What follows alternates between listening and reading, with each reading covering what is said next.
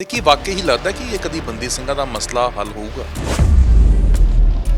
ਬੰਦੀ ਸਿੰਘਾਂ ਦਾ ਮਸਲਾ ਆ ਉਹ ਪੰਜਾਬ ਦੇ ਵਿੱਚ ਸਿੱਖਾਂ ਦੇ ਵਿੱਚ ਇਸ ਤਰ੍ਹਾਂ ਇੱਦਾਂ ਖਤਮ ਹੋਣ ਵਾਲਾ ਹੈ ਨਹੀਂ, ਕਿਉਂਕਿ ਇਹ ਜਿਹੜੀ ਲੜਾਈ ਆ ਇੱਕ ਪੋਲੀਟੀਕਲ ਆਈਡੀਓਲੋਜੀ ਦੇ ਲਈ ਆ, ਸਿੱਖਾਂ ਦੇ ਨਿਆਰੇਪਨ ਦੇ ਲਈ ਆ, ਇੱਥੇ ਇੱਕ ਹਲੇਮੀ ਰਾਜ ਸਥਾਪਿਤ ਕਰਨ ਦੇ ਲਈ ਆ। ਤੇ ਇੱਥੇ ਤਾਂ ਬੰਦੀ ਸਿੰਘ ਲਗਾਤਾਰ ਰੋਟੇਟ ਹੁੰਦੇ ਰਹਿੰਦੇ ਆ, ਉਹ ਆਈ ਜਾਣੇ ਆ ਜਾਈ ਜਾਣੇ।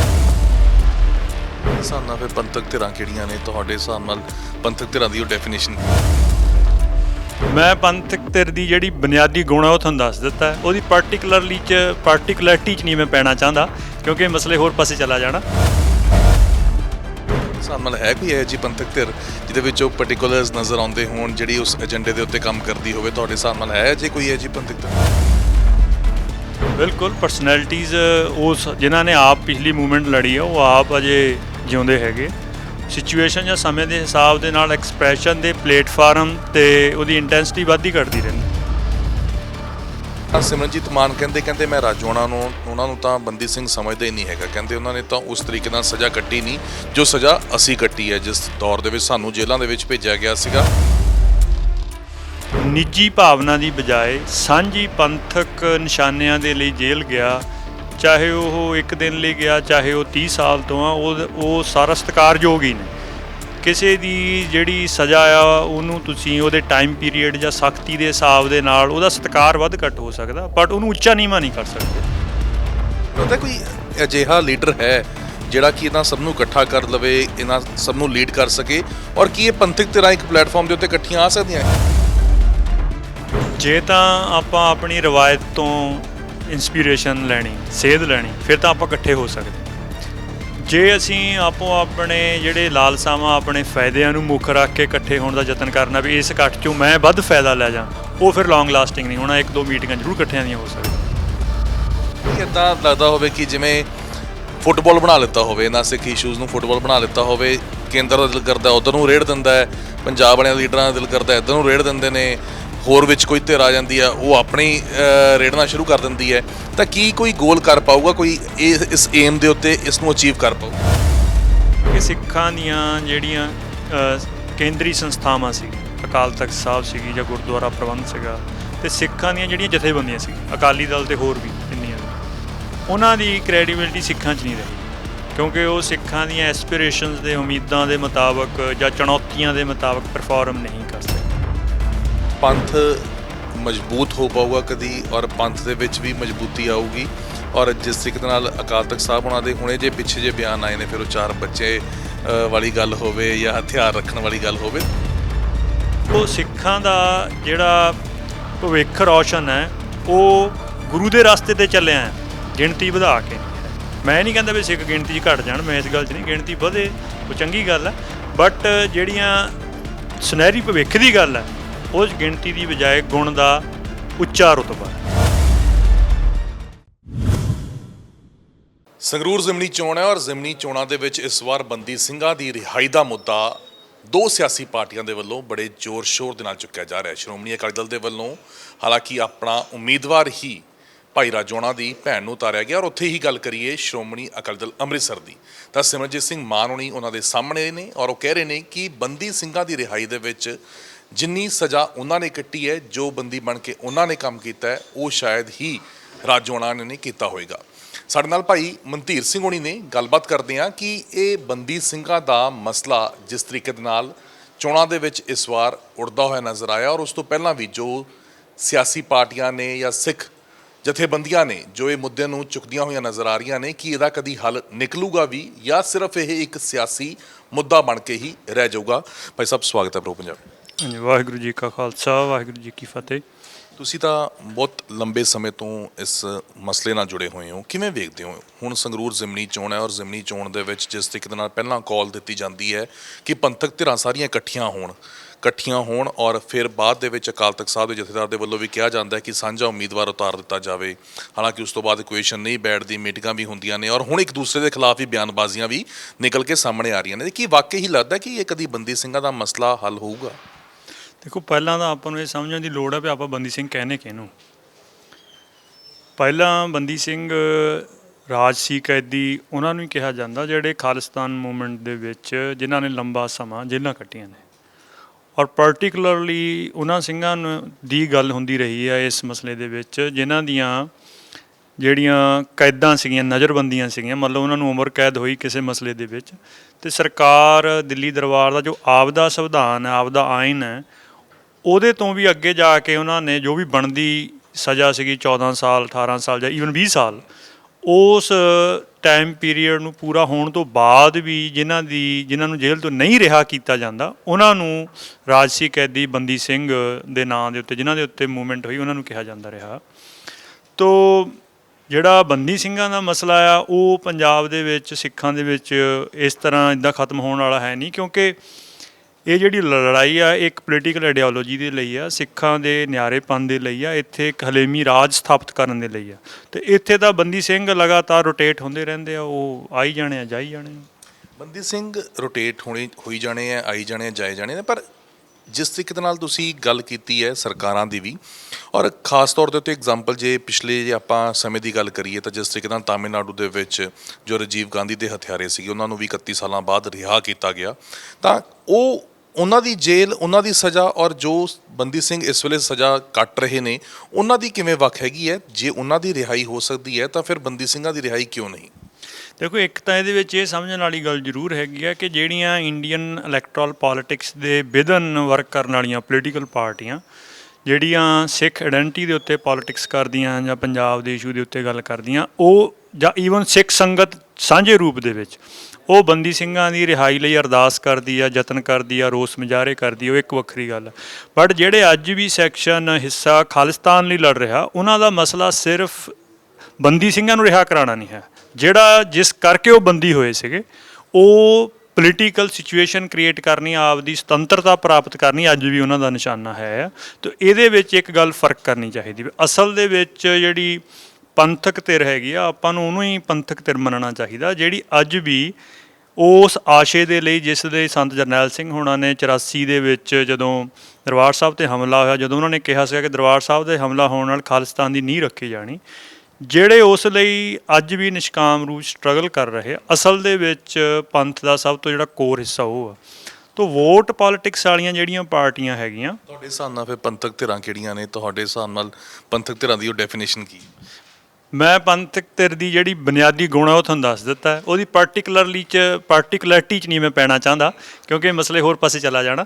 ਤਾਂ ਇੱਕ ਗੱਲ ਮੈਂ ਇਹ ਕਹਿਣਾ ਚਾਹੁੰਦਾ। ਦੂਜੀ ਗੱਲ ਵੀ ਜਿਹੜੀਆਂ ਵੋਟ ਪੋਲੀਟਿਕਸ ਵਾਲੀਆਂ ਪਾਰਟੀਆਂ ਨੇ, ਜਿਹੜੀਆਂ ਕੋਈ ਹਿਊਮਨ ਰਾਈਟਸ ਦੇ ਬੇਸ ਦੇ ਉੱਤੇ ਇਹ ਮਸਲਾ ਚੱਕਣਾ ਚਾਹੁੰਦੀਆਂ, ਮੁਬਾਰਕ ਹੈ। ਕੁਛ ਬੰਦੇ ਇਹਦੇ ਵਿੱਚ ਜਿਹੜੀ ਸੈਂਟਰ ਪੰਜਾਬ ਦੇ ਨਾਲ ਜਾਂ ਸਿੱਖਾਂ ਨਾਲ ਬੇਇਨਸਾਫੀ ਕਰਨਾ ਚਾਹੁੰਦਾ, ਉਹਦੇ ਤੌਰ 'ਤੇ ਕਰਨੀਆਂ ਚਾਹੁੰਦੀਆਂ। ਕਈ ਲੀਗਲ ਪੁਆਇੰਟ ਆਫ ਵਿਊ ਤੋਂ ਕਿ ਇਹਨਾਂ ਦੀ ਜੋ ਦਿੱਤੀ ਹੋਈ ਸਜ਼ਾ ਉਹ ਪੂਰੀ ਹੋ ਚੁੱਕੀ ਹੈ, ਇਸ ਕਰਕੇ ਛੱਡੇ ਜਾਣੇ ਚਾਹੀਦੇ। ਤੁਹਾਡੇ ਹਿਸਾਬ ਨਾਲ ਹੈ ਕੋਈ ਇਹੋ ਜਿਹੀ ਪੰਥਕ ਧਿਰ ਜਿਹਦੇ ਵਿੱਚ ਉਹ ਪਰਟੀਕੂਲਰਸ ਨਜ਼ਰ ਆਉਂਦੇ ਹੋਣ, ਜਿਹੜੀ ਉਸ ਏਜੰਡੇ ਦੇ ਉੱਤੇ ਕੰਮ ਕਰਦੀ ਹੋਵੇ? ਤੁਹਾਡੇ ਹਿਸਾਬ ਨਾਲ ਹੈ ਜੇ ਕੋਈ ਇਹੋ ਜਿਹੀ ਪੰਥਕ ਧਿਰ? ਬਿਲਕੁਲ, ਪਰਸਨੈਲਿਟੀਜ਼ ਉਸ ਜਿਨ੍ਹਾਂ ਨੇ ਆਪ ਪਿਛਲੀ ਮੂਵਮੈਂਟ ਲੜੀ ਆ, ਉਹ ਆਪ ਅਜੇ ਜਿਉਂਦੇ ਹੈਗੇ। ਸਿਚੁਏਸ਼ਨ ਜਾਂ ਸਮੇਂ ਦੇ ਹਿਸਾਬ ਦੇ ਨਾਲ ਐਕਸਪ੍ਰੈਸ਼ਨ ਦੇ ਪਲੇਟਫਾਰਮ 'ਤੇ ਉਹਦੀ ਇੰਟੈਂਸਿਟੀ ਵੱਧਦੀ ਘਟਦੀ ਰਹਿੰਦੀ।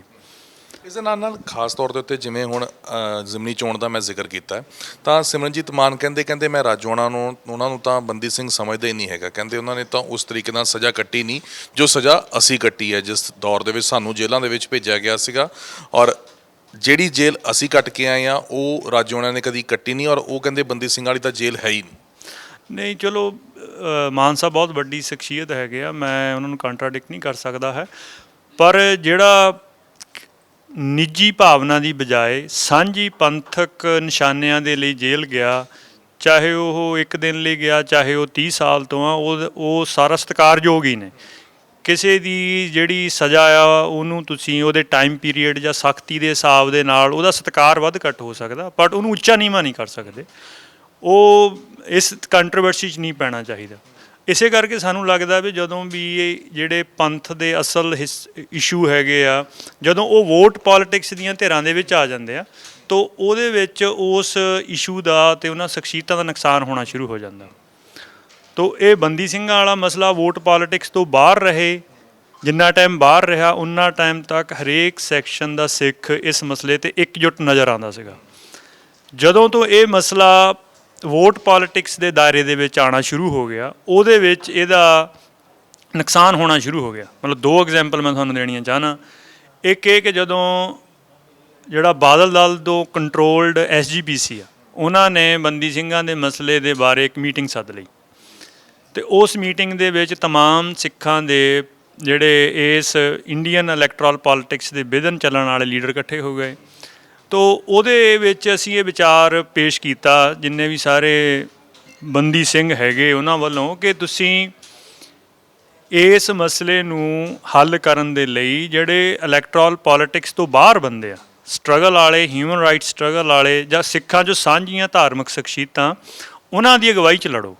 ਕਿਉਂਕਿ ਵੋਟ ਪੋਲੀਟਿਕਸ ਦੇ ਵਿੱਚ ਇੱਕ ਧਿਰ ਨੇ ਦੂਜੀ ਨੂੰ ਮੰਨਣਾ ਨਹੀਂ ਹੈ ਅਤੇ ਉਹ ਬਟ ਉਸ ਵਕਤ ਸਾਰਿਆਂ ਦੇ ਪੋਲੀਟੀਕਲ ਇੰਟਰਸਟ ਸੀਗੇ, ਕਿਉਂਕਿ ਇਹ ਮਸਲਾ ਦੇ ਨਾਲ ਸਮੁੱਚੀ ਸਿੱਖ ਸੰਗਤ ਦੀਆਂ ਭਾਵਨਾਵਾਂ ਜੁੜ ਗਈਆਂ ਹੋਈਆਂ। ਤਾਂ ਸਿੱਖਾਂ ਦੇ ਵੱਖ-ਵੱਖ ਤਰ੍ਹਾਂ ਦੇ ਪੋਲੀਟੀਕਲ ਲੋਕ ਕੋਈ ਆਪਣੇ ਸਰਵਾਈਵਲ ਲਈ, ਕੋਈ ਆਪਦੀ ਸ਼੍ਰੋਮਣੀ ਕਮੇਟੀ ਦੀ ਪ੍ਰਧਾਨਗੀ ਲਈ, ਕੋਈ ਜਿਮਨੀ ਚੋਣ ਦੀ ਟਿਕਟ ਨੂੰ ਮੁੱਖ ਰੱਖ ਕੇ ਉਹ ਇਕੱਠੇ ਹੋ ਗਏ। ਪਰ ਉਹਦਾ ਨਤੀਜਾ ਕਿਆ ਨਿਕਲਿਆ? ਨਤੀਜਾ ਇਹ ਨਿਕਲਿਆ ਕਿ ਉਹ ਮੀਟਿੰਗ ਦੇ ਤੋਂ ਬਾਅਦ ਉਹ ਇੱਕ ਵੀ ਸਾਂਝੀ ਮੀਟਿੰਗ ਸੁਖਦ ਹਾਲਾਤ 'ਚ ਨਹੀਂ ਕਰ ਰਹੇ ਸਕੇ, ਸਟੈਪ ਦਾ ਕਿਆ ਲੈਣੇ ਸੀਗੇ। ਸੋ ਅਸੀਂ ਇਸੇ ਨੂੰ ਵੀ ਮੈਂ ਦੂਜੀ ਐਗਜ਼ਾਮਪਲ ਇਹ ਇਲੈਕਸ਼ਨ ਦੀ ਦੱਸਣੀ ਚਾਹੁੰਦਾ ਕਿ ਇਸ ਇਲੈਕਸ਼ਨ ਦੇ ਵਿੱਚ ਉਹ ਇਸ਼ੂ ਬਣਿਆ ਤਾਂ ਉਹਦੇ ਨਾਲ ਵੀ ਪਾਟੋ ਧਾੜ ਨਜ਼ਰ ਆਉਣ ਲੱਗ ਗਈ। ਇਹ ਦੋ ਘਟਨਾਵਾਂ ਤੋਂ ਪਹਿਲਾਂ ਪਰਸਨਲ ਲੈਵਲ 'ਤੇ ਕੋਈ ਵੀ ਕਿਸੇ ਤਰ੍ਹਾਂ ਦੇ ਵੀ ਵਿਚਾਰ ਰੱਖਦਾ ਹੋਏ ਇਸ ਮਸਲੇ 'ਤੇ, ਬਟ ਓਵਰਆਲ ਦਿੱਲੀ ਦਰਬਾਰ ਦੇ ਸਾਹਮਣੇ ਇਸ ਮਸਲੇ 'ਤੇ ਸਾਰੀ ਸਿੱਖ ਸੰਗਤ ਇੱਕ ਸੀਗੀ, ਜਿਹੜੀ ਹੁਣ ਪਾਰਟੀ ਨਜ਼ਰ ਆਉਣ ਲੱਗ ਗਈ। ਜ਼ਿਮਨੀ ਚੋਣ ਦਾ ਇਹ ਜੋ ਮੈਸੇਜ ਹੈ ਵੀ ਦਿੱਲੀ ਦਰਬਾਰ ਤੱਕ ਇਹੀ ਪਹੁੰਚਿਆ ਹੋਊਗਾ ਕਿ ਇਹ ਤਾਂ ਆਪਸ 'ਚ ਇਕੱਠੇ ਨਹੀਂ ਹੈਗੇ। ਨਹੀਂ, ਇਹ ਤਾਂ ਸਾਹਮਣੇ ਜਾ ਹੀ ਰਿਹਾ। ਤੋ ਇਹਦੇ ਵਿੱਚ ਅਸੀਂ ਉਦੋਂ ਵੀ ਕਿਹਾ ਸੀਗਾ ਕਿ ਜੇ ਤੁਸੀਂ ਇਸ ਕਮੇਟੀ ਦੀ ਜਾਂ ਇਸ ਇਸ਼ੂ ਦੀ ਅਗਵਾਈ ਕੋਈ ਵੀ ਵੋਟ ਪੋਲੀਟਿਕਸ ਵਾਲਾ ਲੀਡਰ ਲਊਗਾ, ਉਹਦੇ 'ਤੇ ਨਾ ਤਾਂ ਲੋਕਾਂ ਨੇ ਵਿਸ਼ਵਾਸ ਕਰਨਾ, ਅਤੇ ਦੂਜਾ ਹਰੇਕ ਬੰਦੇ ਦੀ ਨੇ ਆਪਣੇ ਪੋਲੀਟੀਕਲ ਫਾਇਦੇ ਦੇ ਲਈ ਇਹਨੂੰ ਆਪਣੇ ਪਾਸੇ ਖਿੱਚਣਾ ਸ਼ੁਰੂ ਕਰਨਾ। ਤੋ ਉਹ ਨਤੀਜਾ ਸਾਡੇ ਸਾਹਮਣੇ ਮਹੀਨੇ 'ਚ ਹੀ ਆ ਗਿਆ। ਔਰ ਹਾਲਾਂਕਿ ਇਹਦਾ ਆਪਣੇ ਕੋਲ ਇੱਕ ਪੁਰਾਣਾ ਇੱਕ ਐਗਜ਼ਾਮਪਲ ਪਈ ਆ ਕਿ ਕਿਸ ਤਰ੍ਹਾਂ ਸਿੱਖਾਂ ਨੇ ਪਹਿਲਾਂ ਡੀਲ ਕੀਤੇ ਮਸਲੇ।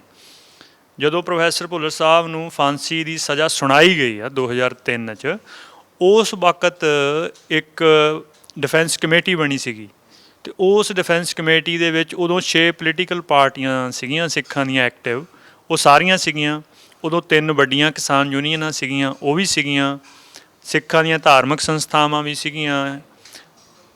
ਪਰ ਇਹ ਸਾਰੀਆਂ ਧਿਰਾਂ ਪੋਲੀਟੀਕਲ, ਸੋਸ਼ਲ ਜਾਂ ਹੋਰ ਸਟਰਗਲ ਵਾਲੀਆਂ ਹੋਣ ਦੇ ਬਾਵਜੂਦ ਜਿਹੜੀ ਉਹਦੇ ਵਿੱਚ ਲੀਡਰਸ਼ਿਪ ਸੀਗੀ ਉਹ ਸਾਰੀ ਸਾਂਝੀ ਕਮੇਟੀ ਦੀ, ਉਹ ਹਿਊਮਨ ਰਾਈਟਸ ਨਾਲ ਜਿਹੜੇ ਸੰਬੰਧਿਤ ਬੰਦੇ ਉਹਨਾਂ ਕੋਲ ਸੀਗੇ। ਮਤਲਬ ਜਸਟਿਸ ਬੈਂਸ ਉਹਦੇ ਚੇਅਰਮੈਨ ਸੀਗੇ ਅਤੇ ਹੋਰ 1-2 ਵਕੀਲ ਸੀਗੇ ਜਿਹੜੇ ਉਹਦੇ ਸਕੱਤਰ ਸੀਗੇ। ਤੁਹਾਨੂੰ ਲੱਗਦਾ ਕੋਈ ਅਜਿਹਾ ਲੀਡਰ ਹੈ ਜਿਹੜਾ ਕਿ ਇਹਨਾਂ ਸਭ ਨੂੰ ਇਕੱਠਾ ਕਰ ਲਵੇ, ਇਹਨਾਂ ਸਭ ਨੂੰ ਲੀਡ ਕਰ ਸਕੇ, ਔਰ ਕੀ ਇਹ ਪੰਥਕ ਧਿਰਾਂ ਇੱਕ ਪਲੇਟਫਾਰਮ ਦੇ ਉੱਤੇ ਇਕੱਠੀਆਂ ਆ ਸਕਦੀਆਂ ਨੇ? ਹਾਲਾਂਕਿ 11 ਮਈ ਨੂੰ ਜਿਸ ਤਰੀਕੇ ਨਾਲ ਤੇਜਾ ਸਿੰਘ ਸਮੁੰਦਰੀ ਹਾਲ ਦੇ ਵਿੱਚ ਸਾਰੇ ਇਕੱਠੇ ਹੋਏ, ਇਕੱਠ ਹੋਇਆ, ਉੱਥੋਂ ਇੱਕ ਇਹ ਤਸਵੀਰ ਨਿਕਲ ਕੇ ਸਾਹਮਣੇ ਆਈ ਸੀ ਜ਼ਰੂਰ ਕਿ ਹਾਂ ਹੁਣ ਲੱਗਦਾ ਕਿ ਪੰਥਕ ਮੁੱਦੇ ਦੇ ਉੱਤੇ ਇਕੱਠੇ ਹੋ ਰਹੇ ਨੇ। ਸੁਖਬੀਰ ਬਾਦਲ ਬੈਠੇ ਹੋਏ ਨੇ, ਸਿਮਰਜੀਤ ਸਿੰਘ ਮਾਨ ਬੈਠੇ ਹੋਏ ਸੀ, ਸਰਨਾ ਬੈਠੇ ਹੋਏ ਸੀ, GK ਬੈਠੇ ਹੋਏ ਸੀ। ਇਹਦਾ ਜਾਪਦਾ ਸੀ ਕਿ ਪੰਥਕ ਧਿਰਾਂ ਇਸ ਦੇ ਉੱਤੇ ਹੁਣ ਸੰਜੀਦਾ ਨਜ਼ਰ ਆ ਰਹੀਆਂ ਨੇ, ਇਕੱਠੀਆਂ ਹੋ ਸਕਦੀਆਂ, ਪਰ ਬਾਅਦ ਦੇ ਵਿੱਚ ਥੋੜ੍ਹੇ ਦਿਨਾਂ ਬਾਅਦ ਫਿਰ ਉਹੀ ਚੀਜ਼ ਨਜ਼ਰ ਆ।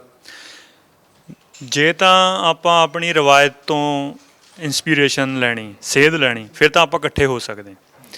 ਜੇ ਅਸੀਂ ਆਪੋ ਆਪਣੇ ਜਿਹੜੇ ਲਾਲਸਾਵਾਂ, ਆਪਣੇ ਫਾਇਦਿਆਂ ਨੂੰ ਮੁੱਖ ਰੱਖ ਕੇ ਇਕੱਠੇ ਹੋਣ ਦਾ ਯਤਨ ਕਰਨਾ ਵੀ ਇਸ ਇਕੱਠ 'ਚੋਂ ਮੈਂ ਵੱਧ ਫਾਇਦਾ ਲੈ ਜਾਂ, ਉਹ ਫਿਰ ਲੌਂਗ ਲਾਸਟਿੰਗ ਨਹੀਂ ਹੋਣਾ। 1-2 ਮੀਟਿੰਗਾਂ ਜ਼ਰੂਰ ਇਕੱਠਿਆਂ ਦੀਆਂ ਹੋ ਸਕਦੀਆਂ।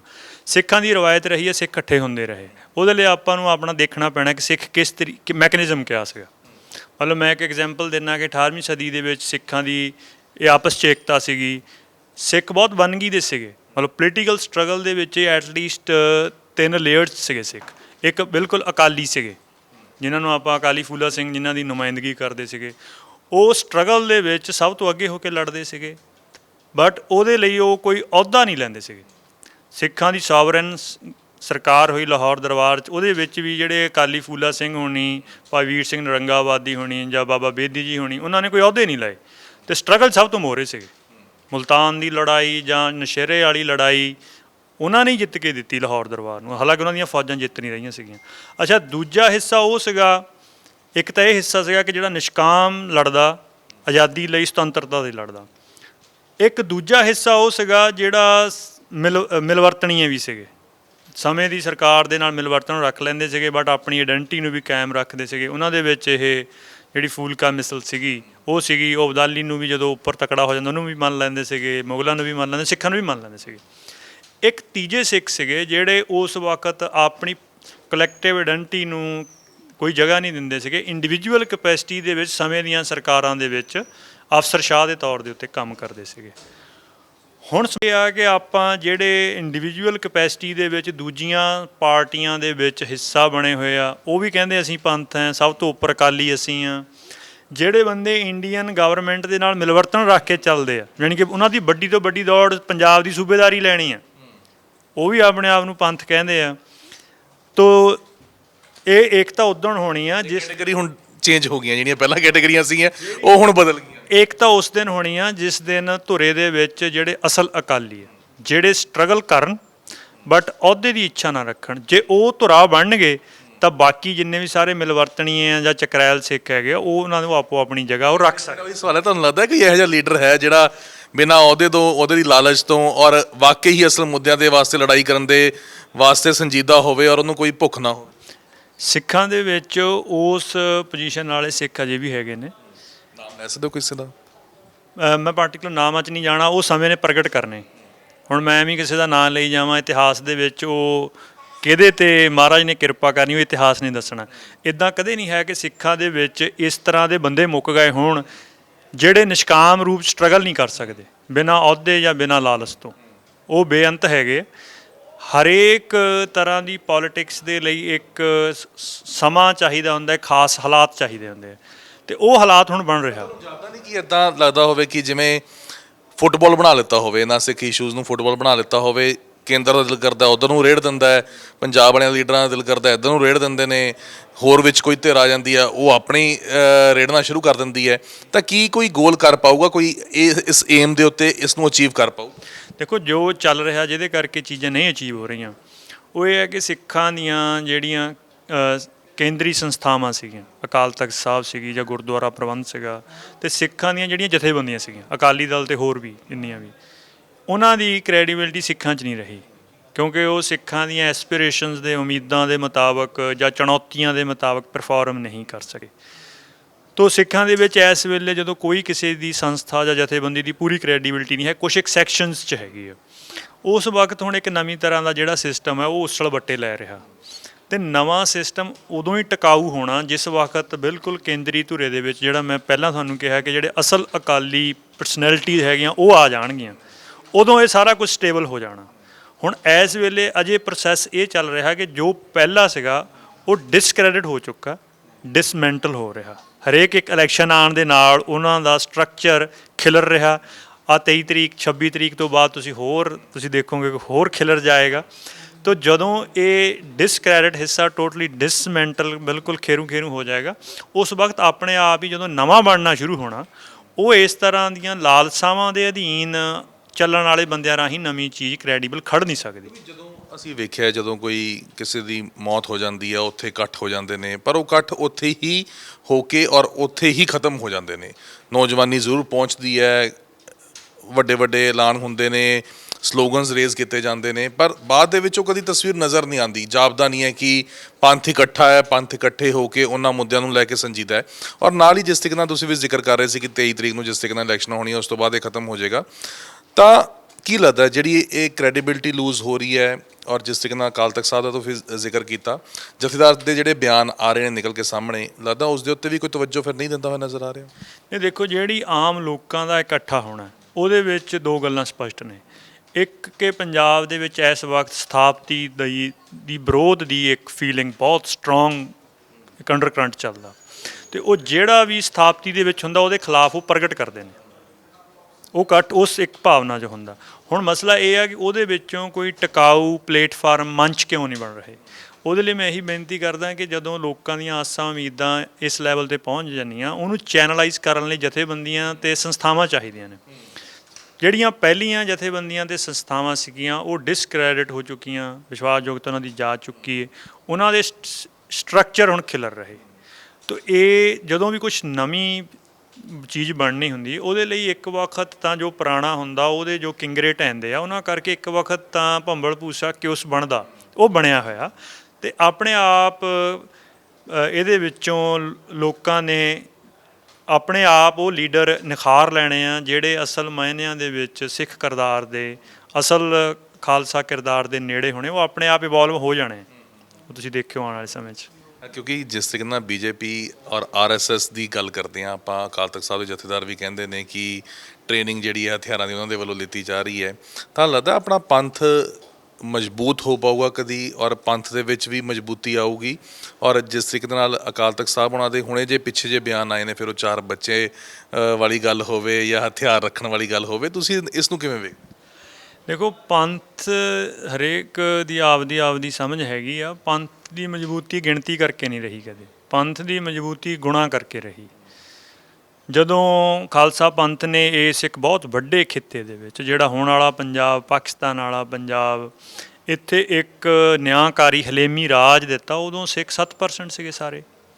ਤਾਂ ਉਹ ਗਿਣਤੀ ਦੇ ਸਿਰ 'ਤੇ ਨਹੀਂ ਰਾਜ ਦਿੱਤਾ ਗਿਆ ਸੀਗਾ, ਉਹ ਗੁਣਾਂ ਦੇ ਸਿਰ 'ਤੇ ਦਿੱਤਾ ਗਿਆ ਸੀਗਾ, ਔਰ ਗੁਰੂ ਦੀ ਬਖਸ਼ਿਸ਼ ਕਰਕੇ ਦਿੱਤਾ ਗਿਆ ਸੀਗਾ। ਅੱਜ ਵੀ ਤੁਸੀਂ ਗੁਣਾਂ ਕਰਕੇ ਜਦੋਂ ਗੁਰੂ ਦੀ ਬਖਸ਼ਿਸ਼ ਦੇ ਪਾਤਰ ਬਣ ਜਾਓਗੇ, ਉਸ ਵੇਲੇ ਗਿਣਤੀ ਮੈਟਰ ਨਹੀਂ ਕਰਦੀ। ਸੋ ਸਿੱਖਾਂ ਦਾ ਜਿਹੜਾ ਭਵਿੱਖ ਰੌਸ਼ਨ ਹੈ, ਉਹ ਗੁਰੂ ਦੇ ਰਸਤੇ 'ਤੇ ਚੱਲਿਆ ਆ, ਗਿਣਤੀ ਵਧਾ ਕੇ ਨਹੀਂ ਹੈ। ਮੈਂ ਨਹੀਂ ਕਹਿੰਦਾ ਵੀ ਸਿੱਖ ਗਿਣਤੀ 'ਚ ਘਟ ਜਾਣ, ਮੈਂ ਇਸ ਗੱਲ 'ਚ ਨਹੀਂ, ਗਿਣਤੀ ਵਧੇ ਉਹ ਚੰਗੀ ਗੱਲ ਹੈ, ਬਟ ਜਿਹੜੀਆਂ ਸੁਨਹਿਰੀ ਭਵਿੱਖ ਦੀ ਗੱਲ ਹੈ, ਉਸ ਗਿਣਤੀ ਦੀ ਬਜਾਏ ਗੁਣ ਦਾ ਉੱਚਾ ਰੁਤਬਾ ਹੈ। ਤੋ ਇਸ ਕਰਕੇ ਆਪਾਂ ਨੂੰ ਆਪਣੇ ਨੂੰ ਇੱਕ ਗੁਣਵਾਨ ਮਨੁੱਖ ਬਣਾਉਣ ਲਈ ਵੱਧ ਸੋਚਣਾ ਚਾਹੀਦਾ, ਬਜਾਏ ਗਿਣਤੀ ਵਧਾਉਣ ਦੇ ਵਿੱਚ ਖਾਸ ਤੌਰ ਦੇ ਉੱਤੇ ਕੀ ਤੁਸੀਂ ਸਮਝਦੇ? ਜਿਹੜਾ ਇੱਕ ਸਿੱਖ ਦਾ ਗੁਣ ਹੈਗਾ ਵੀ ਉਹ 'ਚ ਸੱਤ, ਸੰਤੋਖ, ਵਿਚਾਰ, ਸਹਿਜ, ਇਹ ਗੁਣ ਹੋਣੇ ਚਾਹੀਦੇ ਆ, ਫਿਰ ਬਾਕੀ ਹੋਰ ਆਲਾ ਦੁਆਲਾ ਬਣ ਜਾਂਦਾ।